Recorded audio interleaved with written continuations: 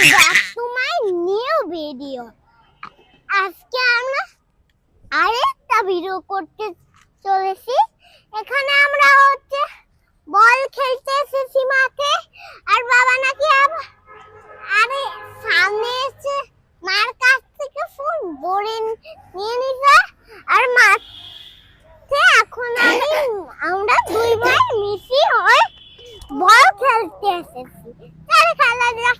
আর microphone থাকলে তো সুন্দর দেখা যাবে না, খুলে ফেলে মাইক্রোফোন তো খুলে ফেলে।